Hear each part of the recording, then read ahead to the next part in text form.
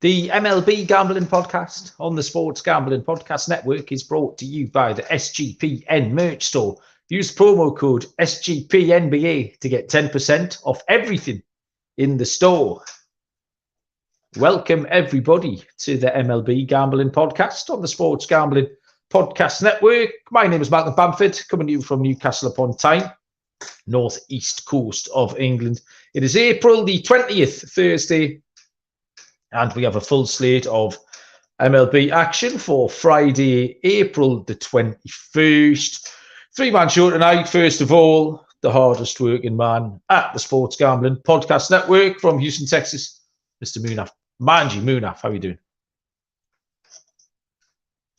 Doing well. Another week has already flown by, man. I can't believe it's already Thursday, but glad to be here with you boys. Hopefully we can find some more winners for the listeners. I know it's been a slow day on Thursdays, usually for MLB, but was able to get over the line with the Red Sox in the first 5 innings money line. So hopefully we can carry that momentum into Friday. Yeah, the baseball gods have already done me one favor, and then just as I thought I had it cracked, the Angels are getting shellacked off the Yankees. So give with one hand and take away with the other hand.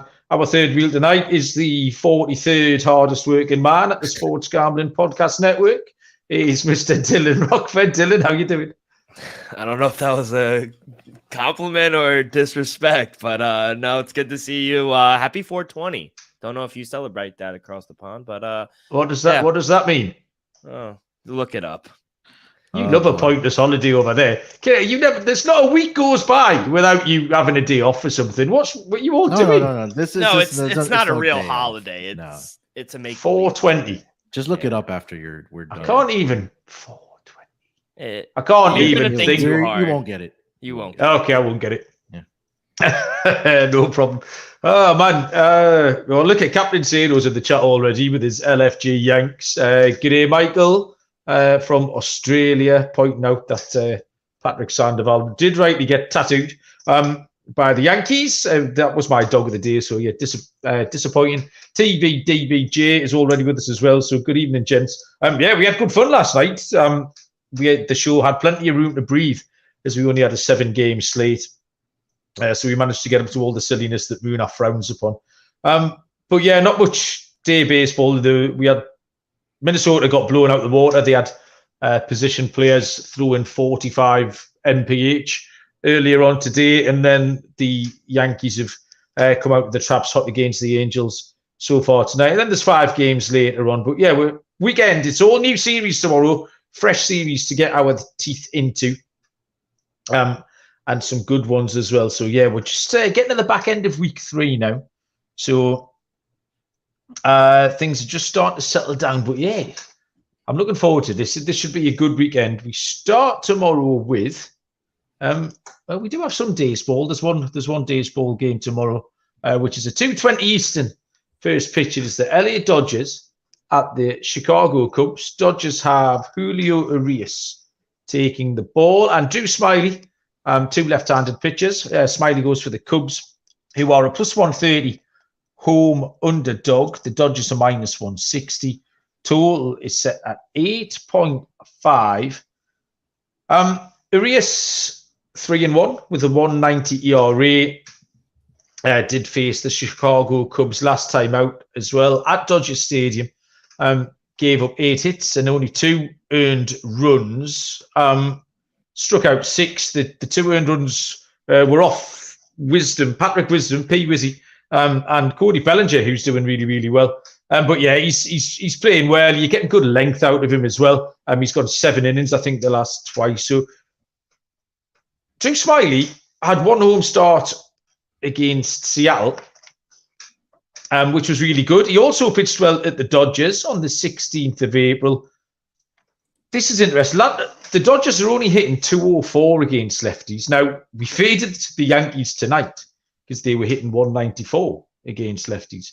So this is not a good start for this kind of trend, but we could stick with it. The Dodgers hitting 204 against left-handed pitching. My instinct here, the total, they mustn't be expecting much with it because the total is set, and it's set at 8.5. I think Smyly can go okay. I think Urias will be fine. And that low number that the Dodgers are hitting off the lefties tells me this can go into 8.5. But I'll throw it across to Dylan next just to see if he can tell us a little bit about the weather and the total, possibly. Yeah, so as for the total, I set mine at 10.5. We're going to have a lot of winds going out into center field, but I grabbed the Dodgers here at a minus 145. I made them a minus 165. It's getting up there in price now, but I just really like what Julio Urias has done this season. Think it's a good revenge spot for him too. The Cubs kind of touched him up in his last start. Only 2 runs, but 8 hits. They kind of hit him hard. So I think the bats wake up a little here for the Dodgers. So I'll give them a chance to win on the road, but should be an easier task, I think, this time around. Okie doke. Munaf, I know you talk to Rias up a lot in our preseason shows, so you think it can go well tomorrow? Yeah, I think he can go well. I think he's always good to give up at least 1 or 2. I mean, that's just kind of been the consistency for Julio Urias, and it hasn't been anything that he gives up 5-6 runs in an outing. But I think the one concerning part for me is that the Dodgers have struggled so far this season against left-handed pitching. We saw it, like you mentioned, with Drew Smyly in Dodger Stadium. I think I'm going to lean with the Dodgers here as well. I think they can bounce back here with the bats. I do trust Julio Urias, of course, more than I trust Drew Smyly here. So I'll lean with the Dodgers here. I do kind of like the under as well in this game. 6:35 Eastern first pitch. The Cincinnati Reds at the Pittsburgh Pirates. Graham Ashcraft for the Reds and Mitch Keller for the Pittsburgh Pirates. Total is set at 8.5. Myself and Munaf, both Graham Ashcroft fanboys. Munaf, so are you taking the Reds tomorrow? Yeah, it might look like it. I mean, Graham Ashcraft so far this season is off to a really good start for the Cincinnati Reds. 2-0 with a 1.42 ERA, 17 strikeouts, 8 walks. Reds have won 2 out of the 3 starts by Ashcraft so far this season. He's allowed 2 earned runs or less in all 3 starts. Faced the Pirates in his first start of the season, where he did go 7 innings, allowed 4 hits, 1 earned run, and 6 strikeouts against the Pirates in that game. Reds won that game 3-1. Ashcraft did face the Pirates last season as well. 6 2/3, 9 hits, 3 earned runs, and 8 strikeouts in that game. Mitch Keller gets a start here for the Pirates. 1-0, 3.80 ERA, 25 strikeouts at 10 walks. 3 out of his 4 starts have been on the road so far this season.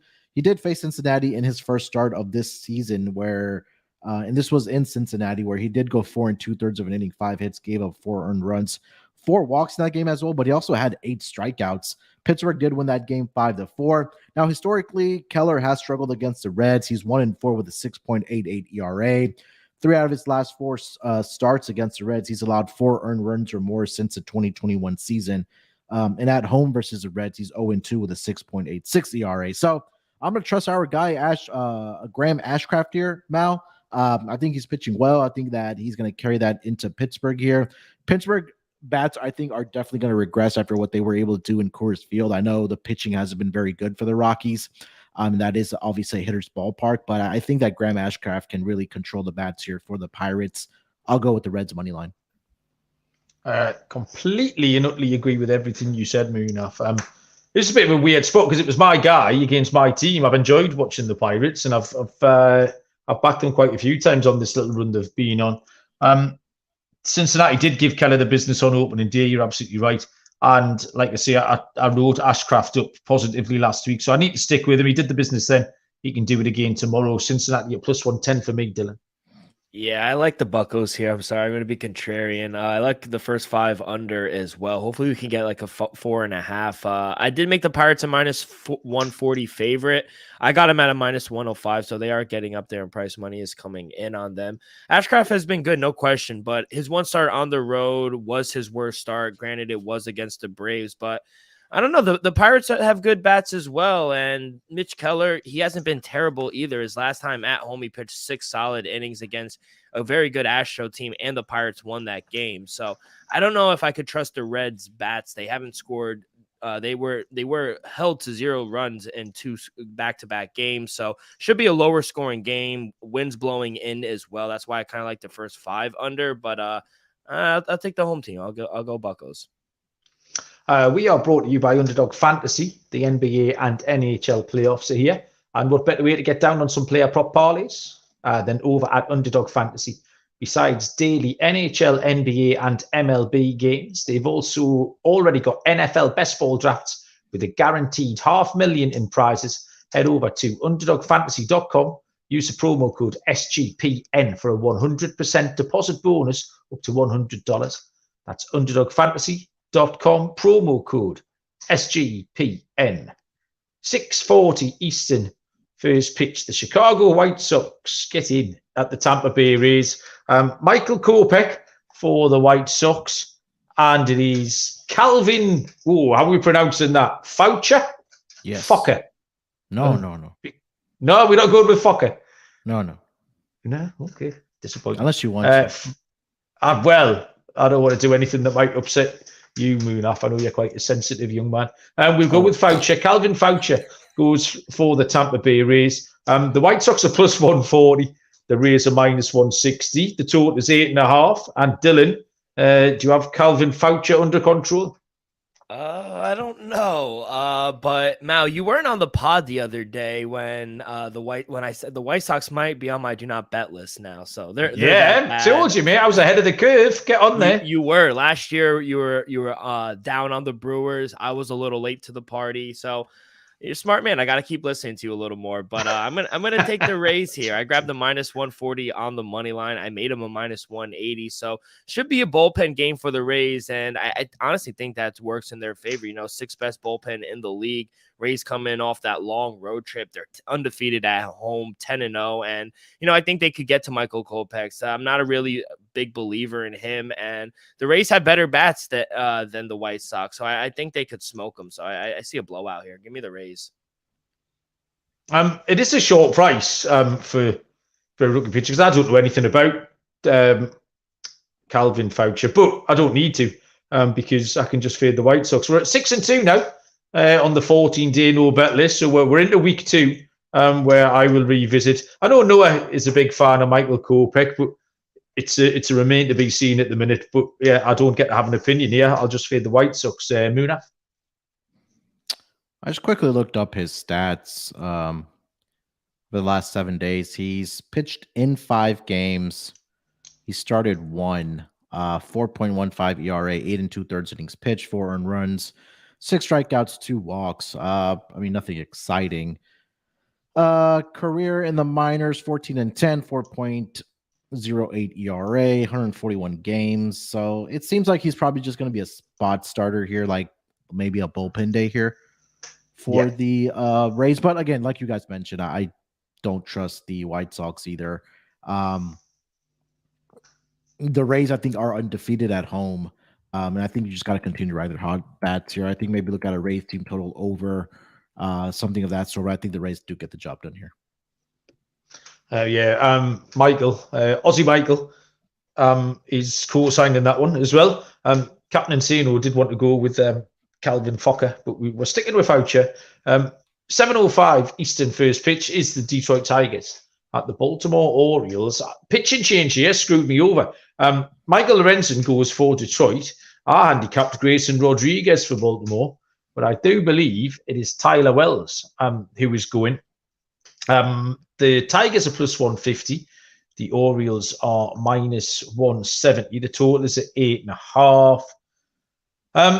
Michael Lorenzen has had 1 start this season, and it was bad.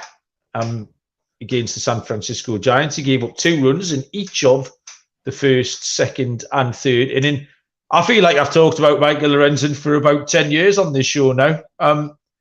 Again, a bit of a fanboy, but I need to see it now. Let's just he'll be on the no bet list until he demonstrates it. Tyler Wells, I didn't handicap. He's 0-1 with a 3.86 ERA. I like the over here. I just think we had a few different ways of winning this game. Detroit is struggling a little bit with the bat, but I did think if Wells does give up a few, and I think Lorenzen can as well. So we had 2 or 3 different ways of winning this bet. So yeah, over 8.5 for me, please. Munaf, what you got? Yeah, I think that I do like the over with you here. Tyler Wells last season in 2 starts against the Tigers, 7 innings pitched, Mal, 8 earned runs he gave up combined in those 2 starts. So he has a career record of 0-2 with a 9.00 ERA. Like you mentioned, Michael Lorenzen had a rough start last week against the Giants. I think both teams could get the bats going here as well. I know Tigers haven't been scoring a lot of runs, but I can't back either one of these pitchers right now.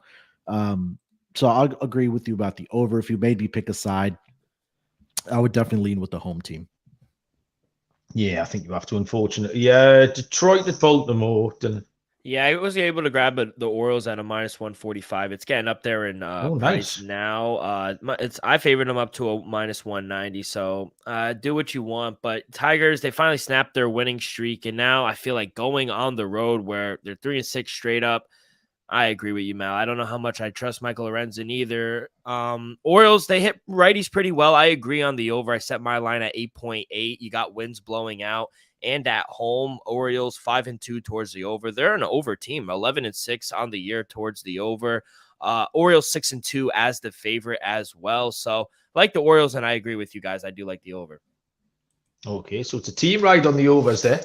7:05 Eastern first pitch is the Colorado Rockies at the Philadelphia Phillies. Noah Davis, and we're not too familiar with, will go to the mound for Colorado. And Aaron Nola goes for the Phillies. Plus 225 on the Rockies, -260 on Philadelphia. Total at 8.5, Munaf. Yeah, Noah Davis here gets his second start of the season for the Colorado Rockies.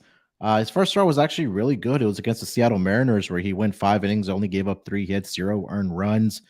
Aaron Nola is off to a rough start. I think that for some of these pitchers for the Phillies, that they may be feeling the taxation of their World Series run last year. So, maybe that's why they've kind of gone off to a slow start out of the gate here. But Nola on the season, 1-2, the 5.91 ERA. He's allowed at least 3 earned runs in 3 out of the 4 starts this season. And 3 out of his 4 starts this season have also come on the road for Aaron Nola. In his career, though, he's been pretty good against the Rockies. He is 4-1 with a 3.35 ERA, 56 strikeouts in that span. And at home against the Rockies, he's 2-0 with a 2.50 ERA. I think this might be one of those spots where Noah Davis just had a really good outing in his first start, where teams haven't really been able to see his arsenal of pitches. I just like the spot here for the Phillies. The Colorado Rockies just have not been very good this season at all, especially at home and even on the road. I think they only have like 1 or 2 wins on the road, if I'm not mistaken. So I like the Phillies team at home. I'm getting the better pitcher here. I know Nola's not off to a great start, but I'm going to trust Nola within the first 5 innings here. So I'm going to take the Phillies' first 5 run line in this game. First 5 run line for Munaf. Dylan, what are you drinking? Did you have a cheeky beer on there? Huh? No, a Yeti. I got it's coffee. Thought you were having a little cheeky light ale there. Colorado at Philly, Dylan. Munaf. Follow that up with that. Yeah, I don't even know how to transition. Yeah, you got them all flustered. Yeah, Munaf. They only do have 2 wins. Oh, that was my plan on the road, but yeah, you won't win any prizes with this one. But I do like the Phillies -half first 5. I like them run line, and I also like their team total over 4 if you could get that. I feel like Nola, he's gotten better in every start. He had that one awful start in his first start, but then he's gotten better each of his second and third starts. And the Phillies might not win all of his starts, but they have averaged 6.7 runs per start. So Noah Davis, he was good, like Munaf said, against the Mariners, 0 runs, pitched 5 innings, but the Rockies weren't able to score a single run, and they lost 1-0. So they haven't been able to score more than 3 runs in their last 7 games. Might be a bad spot for the Rockies, like Munaf said, who, let's just continue to fade them on the road. So I'm going to be all over the Phillies, -1.5, first 5 run line, team total over. Well, Dylan, you might not win any prizes for your selection, but I'm going to win all the prizes, and I'm going to have loads of money to spend on stuff. Colorado for me, plus 225. Davis was excellent against Seattle. Aaron Nola has been wobbly. there's definitely a World Series hangover going on with some of this Phillies pitching. And I think Colorado are live tomorrow and too big a price here. So I'll take the Rockies as a big dog, plus 225. JT's brother is in the chat, sweating on an Angels over. He needs to run it to get across from third to cash his first 5 over, does Jake. So good luck with that one. We will move along to where's breaks. Really? Okay. The Munaf pulling the strings there. He's like Elon Musk, isn't he? Sitting there. I'll tell you about the SGPN merch store then at Munaf's insistence. In honor of the NBA playoffs from now until the end of April, you get 10% off anything in the SGPN merch store when you use the promo code SGPNBA. Head over to store.sportsgamblingpodcast.com. Use the promo code SGPNBA to get 10% off everything. Dylan, mention what item you like in the merch store. Says here. Everything. The hoodies, hats, mugs, helmets, anything. But specifically MLB related. Okay. That was the least enthusiastic sale. No wonder you don't sell any coffee. No wonder you have to moonlight with us to make extra money, honestly. Rubbish. Wow. Yeah. Did that sound like your boss then? No, my boss doesn't say that, but no, that's what he's thinking though, mate. Let me tell you that. I'll tell you that for nothing.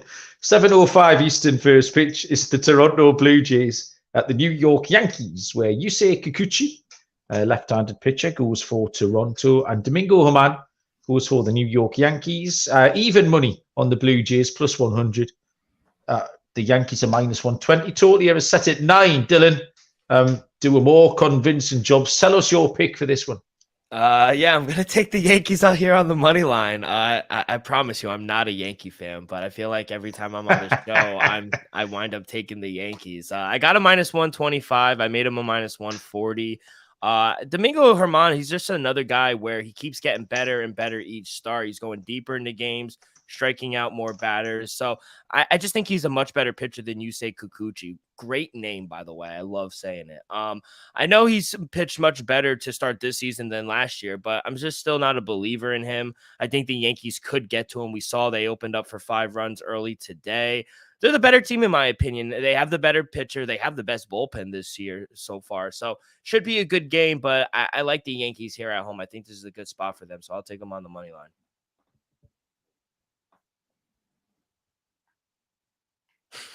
Insane. Oh, my laptop wouldn't unmute then. I was doing it. I was pressing it. There's some egg in a cup chat just turned up. Munaf and Dylan will have no idea about egg in a cup. I've got eggs on my cup, Captain. I just don't have any eggs in my cup. But yeah, that's a conversation for another day. Munaf, Kikuchi against Germán. Oh, we're just all over the place today. I'm not. Kikuchi, he's off to a decent start. I mean, last year, this was a pitcher that was on our fade list, or at least on my fade list, when we talk about guys like Dallas Keuchel and Kikuchi and Patrick Corbin and those names. But I think I trust Kikuchi more in Toronto than I do on the road here. But historically, he does have pretty good numbers against the New York Yankees throughout his career, especially in Yankee Stadium as well. Domingo Germán's kind of been up and down as well. I really couldn't differentiate between these two pitchers. I would probably lean with the home team when in doubt. But I won't rule out the fact that we may see runs in this game as well. Again, I don't trust Kikuchi. So maybe look at a Yankees team total over, but I do lean with the Yankees side. Yeah, I got the Yankees as well, Munaf. I think Kikuchi is vulnerable and Germán is going well, and that was good enough for me. So yeah, New York Yankees at a price of minus 120 seems like a reasonable price for the Yankees. We'll go next to a 7:10 Eastern first pitch between the Miami Marlins and the Cleveland Guardians. Braxton Garrett will take on Zach Plesac. Miami are plus 115. Cleveland are minus 135. Total set at 8. Braxton Garrett, no record as yet, 3.38 ERA. Started 3 games. He's going deeper every time, getting stretched out a little bit. limiting contact and walks, which is important for him. Plezak's numbers, he's 1-0 with a 6.92 ERA, but those numbers are really inflated by a horrible start on debut this season. His next two have been really good. Now, my handicap here, Miami are really pushing their luck. We know they haven't got a dynamic offense. They are 10-9 on the season, but they've got an expected win-loss of 6-13. You rarely see the expected win-loss stray far from the mean. Even 100 games into the season, maybe you might see 3 or 4 game variance. We've got a 4-game variance here after 19 games. That's quite incredible. And I think you can put this down to they are 5-0 in 1-run games. So Miami, every little heads or tails, they've called right. That's going to run out. Cleveland's offense is still scuffling along. They're cobbling it together. They're still stealing bases, bunting people over. J-Ram hits the odd one out. That's what he did last night to help them. Cleveland are going to win, which if you want to take that at -135, you can. This is also going under 8. But I would take them both. That little fancy parlay here. Cleveland to win in under 8. That'll be, I don't know, 2-1, something like that. Cleveland will win this, something like 4-1. There you go, Munaf. Are you having that? Yeah, I think Plezak is a pitcher that I'd rather trust at home than I do on the road. Like you mentioned, I think the one start where his ERA or has been inflated was in the first start against Oakland in Oakland, and then he got hit a little bit as well against Washington. Now, fortunately for the Guardians, they've actually won all 3 games that he's actually started. The record doesn't really reflect that, but I think that I will back the Guardians here as well. Miami's offense hasn't been anything exciting. They're below average or well below average in a lot of the statistical categories on the offensive side. So I think I trust Plezak more at home. I'll go with the Guardians here as well. Something in the realm of like a 5-2 type of final here. Okay, we're calling the correct score on this one. I like it. Dylan, what's your final score here? No final score. I did like the Marlins a little earlier in the day when they were +130. They're like +115, +110 now. I don't know about that. I made the Guardians a -125 favorite. Just having a hard time backing the Guardians at home in general. 2-4 straight up at home, and Zach Plesac, to me, is just not really a guy I want to back either. I think Braxton Garrett is a much better pitcher, and to be honest, I trust the bats more of the Marlins than the Guardians right now. So little dog, but I'll take a stab at the fish. Okay, interesting. 7:20 Eastern first pitch is the Houston Astros at the Atlanta Braves. Hunter Brown for Houston, Bryce Elder for Atlanta. Even money +100 for the Astros, -120 on the Braves. Total is set at 8.5. Munaf, Hunter Brown going well. Yeah, who would have thought we would get a World Series preview this early in the season between the Astros and the Braves? But Hunter Brown, like you mentioned, he's actually been really good so far for the Astros. He's 2-0 with a 1.93 ERA. 17 strikeouts, 6 walks. He did have a rough first start to the season, but bounced back nicely in his last 2 starts. Like I mentioned, going 2-0. He's pitched he's pitched 7 innings in both of those starts for the Astros. And he hasn't allowed any earned runs in those 2 starts for the Astros. Bryce Elder also going along very, very nicely for the Braves. 2-0 with a 1.53 ERA, 17 strikeouts, 6 walks. Braves have won all 3 of his starts with Elder pitching. He's allowed a total of 3 earned runs, which all came in his last start against the Royals.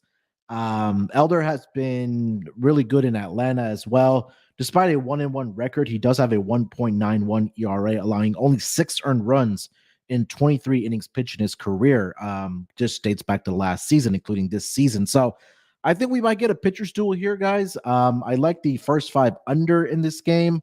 The Astros offense, and I've been watching a lot of these games, that their offense kind of comes alive after the 6th inning. I know they had one game against the Blue Jays where they put up 7 earned runs in that first inning, but I think that if I trust both of these pitchers, I think this might be a very low scoring game, something in the realm of like a 3-2 or 3-1 type of game. But first 5 under for me. I don't hit the full game under as well.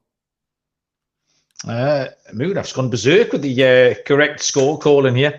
Dylan Dylan, Captain Insano, wants to know what name and number you want on the back of your Yankees jersey if he wins the baseball money is fake contest, which, by the way, get across and enter that. That's good. Are we giving away anything? We should be giving a giveaway, I feel like, too, one day. Yeah, all that stuff will be on your wall behind you. We'll give away some of that. Number 24 for Kobe. So 24 in pinstripe looks nice. That's a Robinson Cano. I don't know if you want to do that. Yeah, that's true. Or Tino Martinez as well, I believe. Number 7 for Jose Reyes. Let's do that. Okay. Anyway, I agree. I like the Braves as well. I think they're the rightful favorite. Minus 115. I like that. I favor them up to a minus 140. But you really hit everything that I kind of wrote down, Munaf. Braves, both. I think they're another team that's kind of not the Braves, the Astros, excuse me. I think they're another team that's kind of in that World Series hangover a little bit. Both pitchers going well. I agree on the under. I set my total at 8.1. You got winds blowing in as well. Braves have a top 5 bullpen as well. So I like the under, maybe first 5 under, I think, take the bullpens away from it. But yeah, that's kind of how I would play it. Okay. All the cool kids wear 0, just out of interest. I quite liked Houston in this spot. Hunter Brown is dealing. Again, he's going deep in the game, 7 innings a couple of times. I do like Elder. I just think eventually maybe Houston will get to them. So yeah, this is a really close one, but it was a slight preference for Brown over Elder that swung me at the end, and we were getting a better price on Houston as well. So those two things were good enough to land me on the Astros side of this one at a price of plus 100. We quickly got to shout out the Newcastle Nighthawks. I mean, what an organization. They put the players' batting average on the back of their jerseys. I mean, that is just freaking awesome. I tell you what, we haven't discussed. I can't believe I haven't mentioned this week. So the season starts in a couple of weeks' time, and we're entering. There's so many people come to the Nighthawks now because Newcastle University. We have a load of Asian students who come at Newcastle Uni, and then Durham University is down the road. So there's loads of Japanese and Korean kids, and they all come train with the Nighthawks. So when we go training on a Sunday, there's about 70 of us. There's millions. So we're actually splitting up. We're entering a few teams in the league. And the draft is tomorrow night. So tomorrow night is draft night. So I just don't want to be left to last like the big fat kid. You know what I mean? Well, I'm really panicking. Mr. Irrelevant, huh? Yeah, exactly. I've got the absolute fear that I'm going to be sitting there at 10 past midnight tomorrow, and someone with the 194th pick of the Newcastle Nighthawks draft select Malcolm Bamford, fat old shortstop, number 0. So yeah. So I'll let you know. I'll let you know how that goes tomorrow, where I get drafted, somewhere between 101 and Mr. Irrelevant. So yeah, place your bets, please, on that one. 8:05 Eastern. First pitch is the Oakland Athletics and the Texas Rangers. JPC as lefty goes for the A's. John Gray will go for Texas. And we haven't touched on the Oakland news. We'll throw the game across to Dylan, but news broke last night. I got this over breakfast that Oakland are heading off to Vegas. Instant reactions. I mean, this is the sort of thing that doesn't really bother me. Or sorry, it doesn't got on my radar because we don't have this franchise thing in this country. Like, no one would ever dare move in a sports team from their spiritual home. It's just unthinkable. But what's the fallout for this, Dylan? Well, I said it on yesterday's pod, and Noah almost got mad. Like, he lived in Oakland, but I don't know. I just feel like they do it all the time. It's not a far drive from Oakland to Las Vegas. And Vegas, they've shown out when they do get new teams, the fan bases are really good. And if you're really a true Oakland Athletic fans, which I don't know how many there really are, I think they'll come to see you. And everyone's saying they're beloved and the fans are the best, but they average 11,000 attendance. There's the lowest ranking attendance in the majors. So 11,000. I thought it was like 1,000. Even worse. So it's like I don't know. It doesn't bother me, and I'm happy for Vegas, to be honest. I think it's good for baseball. So that's kind of, I don't really see the big fuss about it, but yeah. As for the game, I'm going to take the Rangers here, minus 1.5. I got a plus 120. You still could get plus money out there. I think plus 110s I see. I was willing to lay a price with them. So I think John Gray hasn't been that bad this year. You know, I trust him much more than JP Sears. Sears gives up a lot of hard contact. A lot of home runs. Can't back the 8 here, especially on the road. Honestly, anywhere, home or away. Maybe even a team total under 3.5 or 4. Rangers are rolling right now. They've covered the run line in 4 straight. At plus money, I'll happily take them on the run line. Yeah, I'll chime in there because I had the exact same bet. You just couldn't do anything else with it. You can't touch James Caprillion at the minute. Trust Graymore, and at home as well. That was a big swing. So yeah, that run line price is minus 105. We often have one or two of these unoriginal picks on each slate, and this was certainly a standout in that envelope. Munaf? Yeah, I'm not touching the A's here. I mean, they are one of the worst, if not the worst team in the entire MLB this season. And John Gray at home, I trust him more there in Arlington. So I think you got to take a look at the Rangers run line here.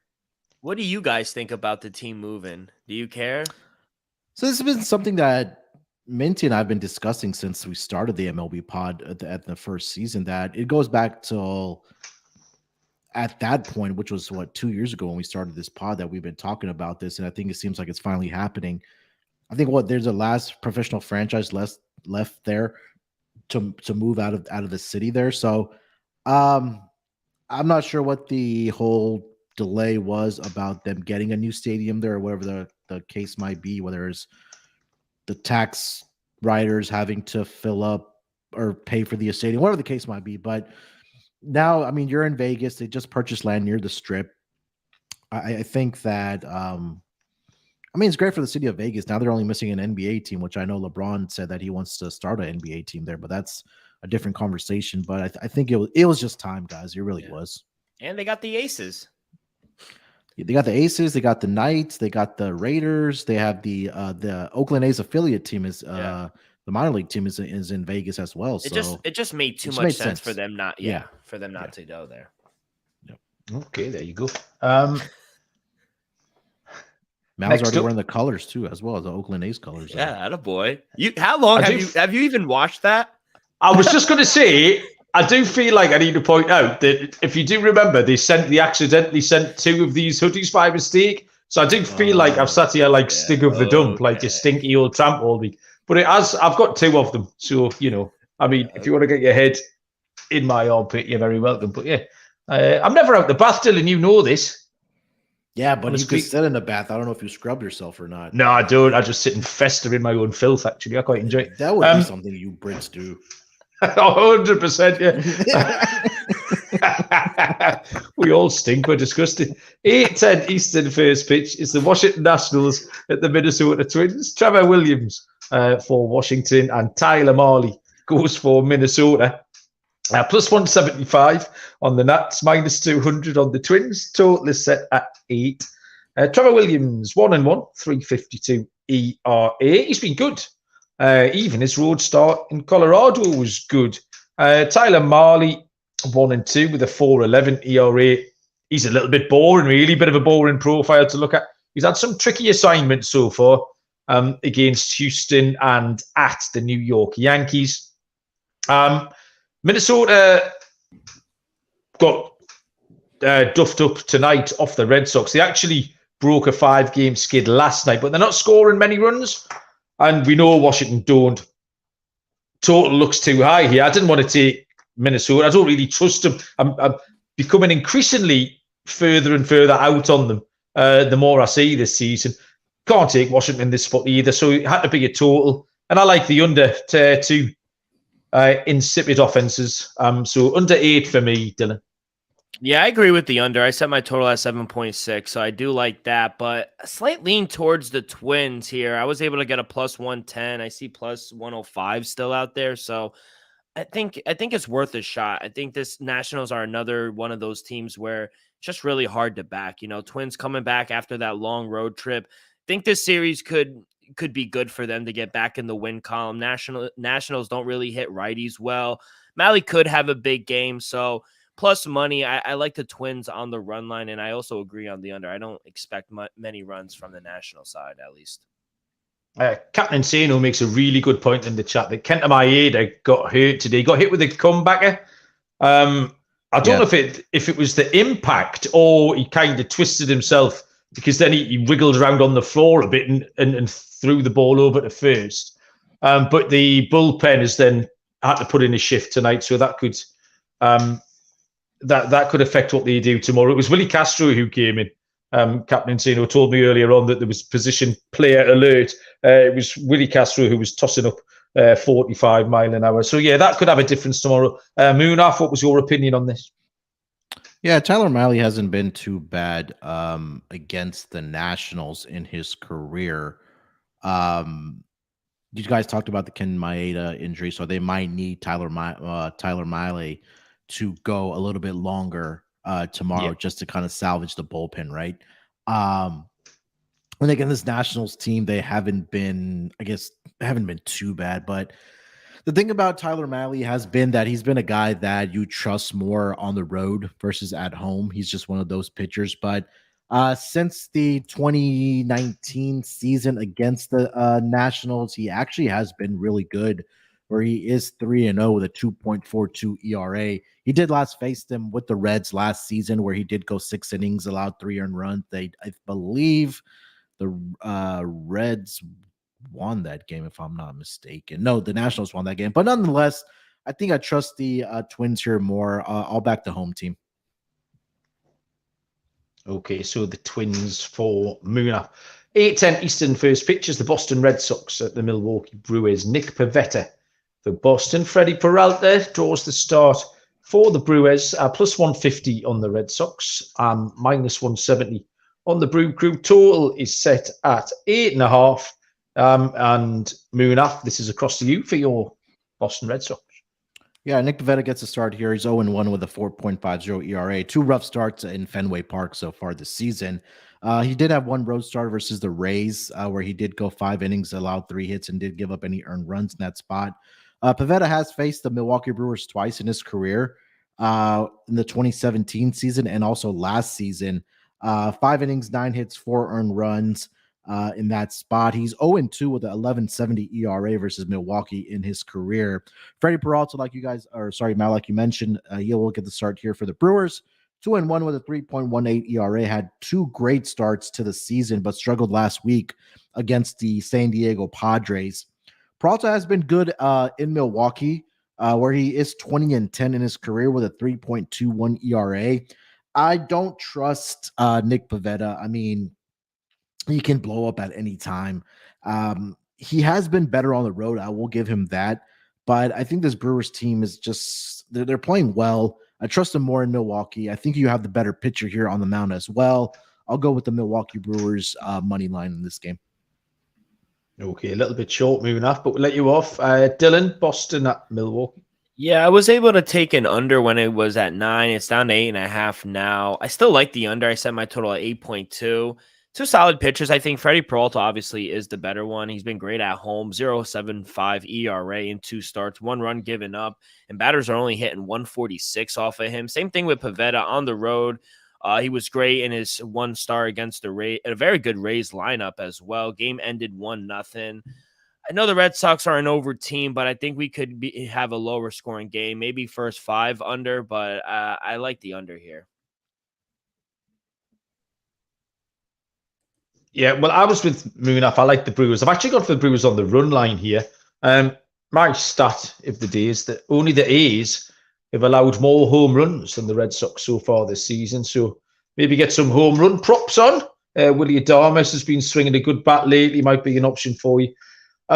Yeah, the Red Sox are a concern, although they've kind of battled their way to 10-10. And Pivetta is always a concern, really. Really like Freddie Peralta. Sets up nicely for him at home. So yeah, the Brewers at plus 120, I thought was a decent price for me. 9:38 Eastern first pitch. The Kansas City Royals and the LA Angels. We have Taylor Clark going for KC. Now that's changed. I had Maximo Castillo was going earlier on. So I don't know what you boys have got. Shohei Ohtani goes for the LA Angels. The Royals are a big price, plus 245. Minus 294 on the Angels. Total set at 8.5. Dylan, who did you have on the bump here for Kansas? Yeah, I had Clark the whole day, so don't know what you saw, Okay. but No like one the likes to Royals. show off, Dylan.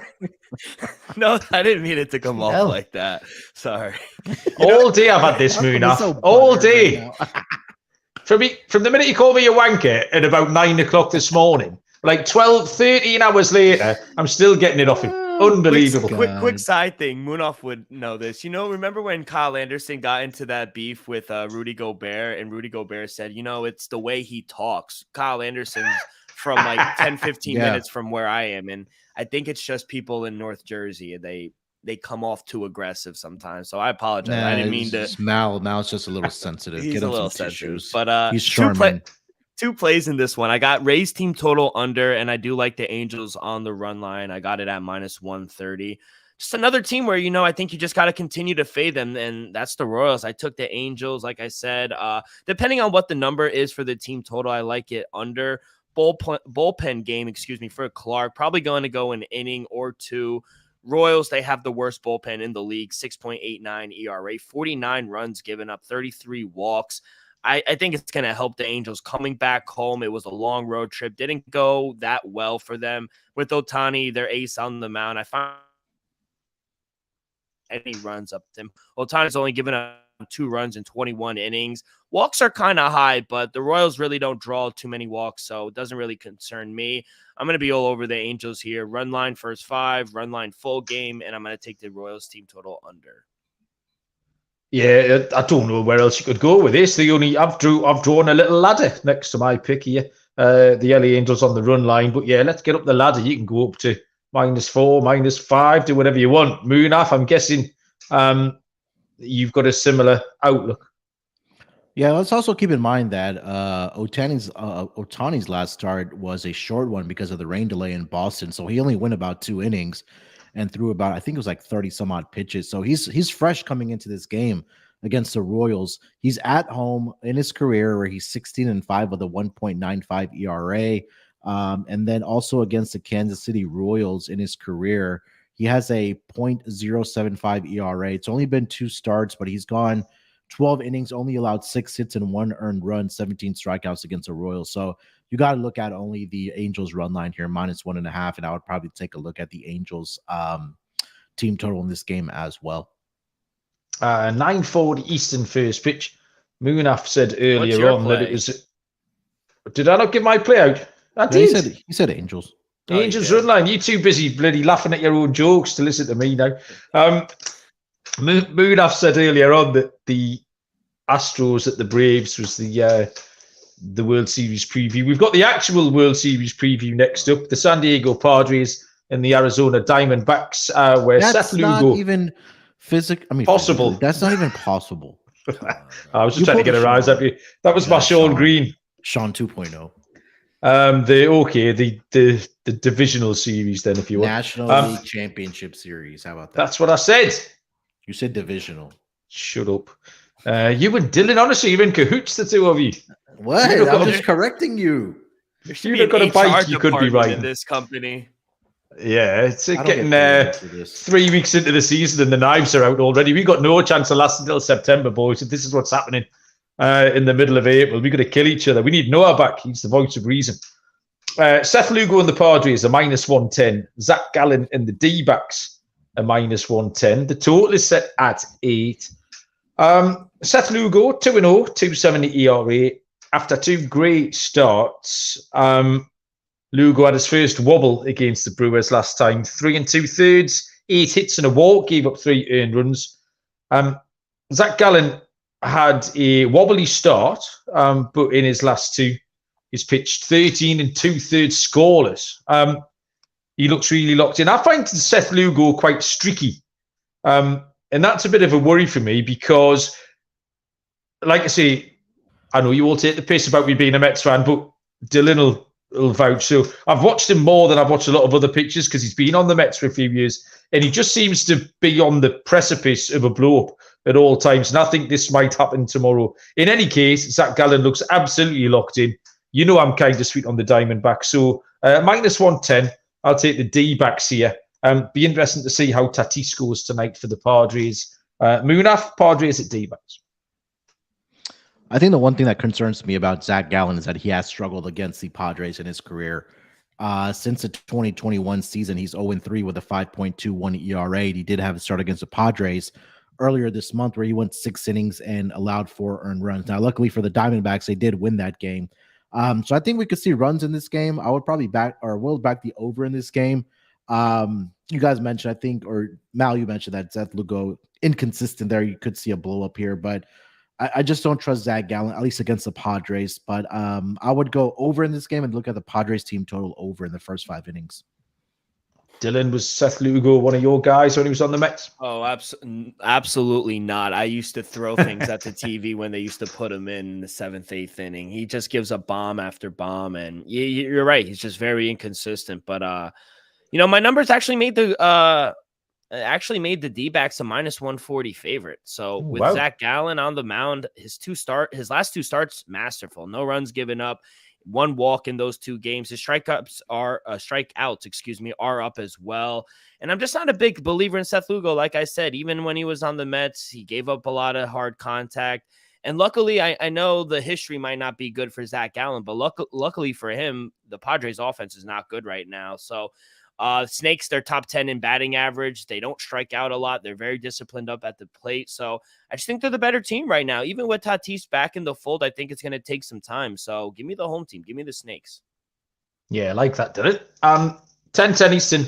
First pitch is our penultimate game of the card. It's the St. Louis Cardinals at the Seattle Mariners, where lefty Steven Matz goes for the Cards. George Kirby will go for Seattle. Plus 110. On St. Louis, -130 on the Mariners. Total is set at A. Munaf. Matz against Kirby. Yeah, Steven Matz 0-2 with a 6.48 ERA, 17 earned runs, 17 strikeouts, 8 walks so far. He's allowed 4 earned runs in 2 of the 3 starts, and St. Louis has lost all 3 of his starts. On the road with St. Louis, he is 3-2 with a 5.40 ERA. I know we're not fans of the Steven Matz. George Kirby, 1-1, 3.78 ERA. Kirby got off to a mediocre start to the season. He is 4-4 with a 3.51 ERA at home in his career. I do trust George Kirby more than I trust Steven Matz right now. I think there's no doubt in anybody's mind about that. You know what? I really do think there's some value here on the run line here for the Mariners at plus 180 at -1.5. I also do like the over in this game. I do think that we'll see runs being put up. Steven Matz will give them up. There's no question about that. I think George Kirby is good for giving up a couple as well. But I could see a game where this turns into like a 7-4, 6-4 type of game for the Mariners.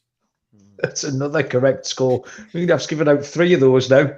We'll parlay all those together. We'd be rich. Dylan, St. Louis at Seattle.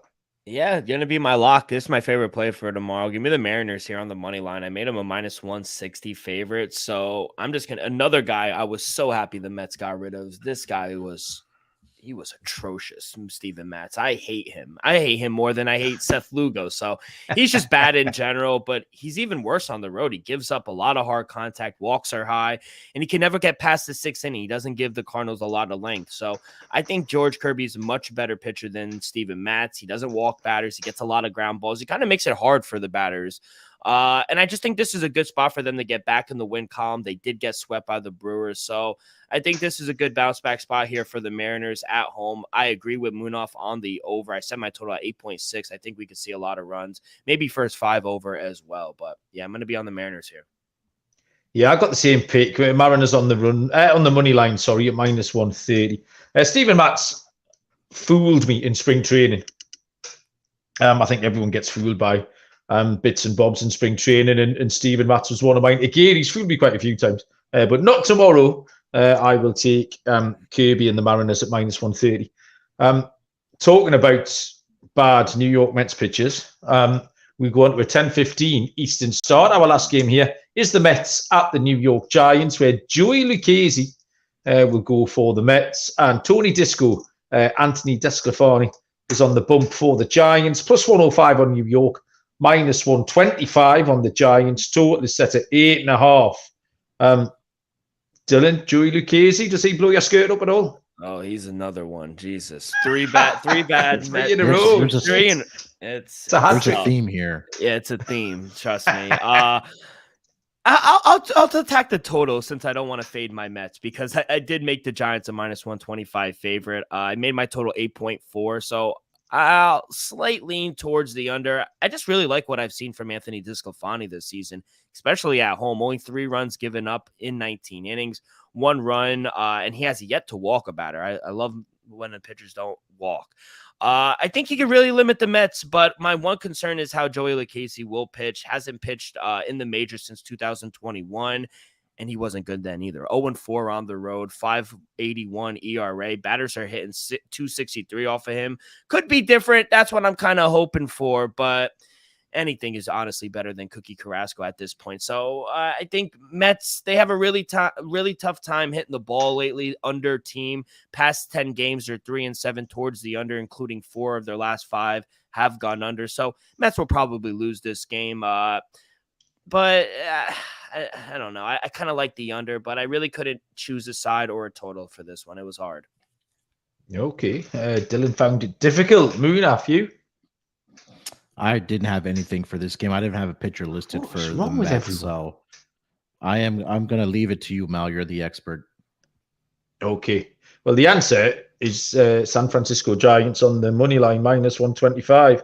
Don't know what we're getting from Lucchese. I'm out on the Giants. They're not very good. But Tony Disco's good at home, and that might be good enough, really. Tomorrow, that might be all it takes. I have just dug out the parlay of the Friday night parlay. We'll fade these 3 Mets pitchers, Dylan. We'll take Arizona to beat Lugo. We'll take Seattle to beat Mets. And we'll take the Giants to beat the Mets. That pays round about 5-1, between 4.5 and 5-1 on the 3-team money line. We'll fade the dog shit Mets pitchers is what we're going to do. Dylan, we'll come back to you for your lock and dog because we have got to the end of those games. So what do you have? Yeah, lock, like I said, Mariners just gonna fade Steven Matz. Screw him. He's awful. I do like the Mariners run line, like Munaf said. Plus 180 is very, very juicy, and I like that. I probably will play that, but I like the Rangers run line a little to continue to fade the A's. You could get plus 110 there. But I think my dog of the day is going to be the Rays. Rays -1.5. I think it's at plus 150. They're at 14-day do not bet list. I'm going to go right on the same route as you, Malcolm. So going to fade Michael Kopech's here. I think Rays are just fantastic at home, 10-0, undefeated. So I think the Rays smoke them. So I like three run lines for dogs. Okay, love it. Munaf, what's yours? Yeah, I'll lock up the Angels run line -1.5, -135 with Ohtani on the mound. At home, 16-5 with a 1.95 ERA. He had a short start against Boston in this last game because it was delayed for a significant amount of time and they decided not to bring him out. So he's fresh. He's ready to go. Won't be surprised if he goes at least 7 innings in this game against the Royals. Has good career numbers against the Royals as well. And again, I trust Ohtani more at home. So run line -1.5, -135 as my lock. For my dog, Dylan mentioned it, is the Rangers run line here, -1.5, plus 110. Just continue to fade the Oakland A's here. John Gray at home, I trust him more there. And also going to sprinkle on that -1.5, plus 180 for the Mariners as well. But officially, dog, I'll go with the Rangers run line -1.5, plus 110. Okay. My lock is going to be a total, and it is the under 8 at the Miami-Cleveland game. We've got Braxton Garrett, who was going okay. Zach Plesac, who was getting it together after a dodgy start. We have 2 underwhelming offenses and quite a fraudulent Miami at the moment. I think their underlying metrics belie what they're capable of. So, the under 8 there. And my dog, let's go all out. Give me the Colorado Rockies at plus 225. Noah Davis shoved last time against Seattle. Why can't he go and do it again? The Phillies are inconsistent. They've definitely got this pitching hangover coming in as well. And it's too big a price. Colorado plus 225. Dylan, anything else you need to tell the people about? No, not to tell them anything. I saw a couple more reviews coming in, so keep on doing that. Send your tickets in, your bet slips, if you do cash with us. I think that'd be pretty cool as well. One question for you, though, Mal. Why don't the women in Europe in general, why don't they shave their armpits? That's kind of weird. Holy shit. I was not prepared for that. It's the truth. I went to London, and it was just hanging bushes everywhere. No, mate. Okay, no. Matt, why don't you think about that for a second? I'll read off some of the reviews that we got in before we piss off some of our women listeners here. So I think we already read the ones that came in earlier this week. So I think the other one that came in was Matt E Cakes 2281. I think I know who that is, but I'm not going to call him out on the air. My go-to guys he leaves a 5-star review, titles it Best MLB Gambling Insight. My go-to guys for MLB Gambling Insight, perfect blend of entertainment and informative. Recommend highly if you're dabbling in MLB gambling or just want more baseball content in your life. I'm still not prepared for that question. I'm surprised that you saw the hairy armpits in London. It tends to be a continental thing, Dylan. The French are a lazy race. We know this. Do you know there's a reason the French eat snails? It's because the only thing they can catch. They're born idle. They can't catch anything else. That's the only reason they eat them. But British women, I would have thought, are pretty. I wouldn't associate with the hairy armpit. I mean, the IT department, it's like a baby's bum. So I would have thought, unless there was a lot of tourists in London when you were there. So yeah, the French and the Germans, but those continentals, even the Italians, certainly not the British women, Dylan. So maybe it was the tourists that you saw. Was it a big turn on for you? Was that what you're getting at? No, it was actually disgusting. And then I looked it up, and it said most of Europe does it. Yeah, definitely. I would say continental Europe, absolutely, but not in this country. Do you guys not believe in razors? Like, just come on. Manscaped.com. Yeah. Code SGPN. Yeah, exactly. Womanscape.com. Well, that's I'm very, very rarely lost for words, Dylan, but you got me there. There's always a random topic we always have at the end of a pod, no matter like who's on the podcast. Like, it just derails so fast. Excellent, love it. Munaf, do you have any personal hygiene questions you'd like to get out the way before we go? I do not, but again, leave us ratings and reviews. Always helps us grow the show. I'll try to dig up some type of giveaway or contest that we can do for our listeners. I'll talk to the bosses about something. But other than that, no, it's been a good week for baseball. Hopefully we can continue it, and let's make some money. Yeah, excellent. Cheers everyone who joined in the chit chat. It was fun. I think me and Noah are going to do something tomorrow. We'll do a lock dog total. And we might have a look at some trends and things like that. There's a bit more room to breathe on the Friday show, isn't he? Sorry, I think it's you and Dylan tomorrow, isn't it? Was it me and Dylan? Out. Look at Dylan. Dylan's shaking his head. That's news to Dylan. Yeah. I tell you, this is probably a conversation for us, boys. Cheers, everyone. Good luck with your bets. We'll see you down the road. Cheers.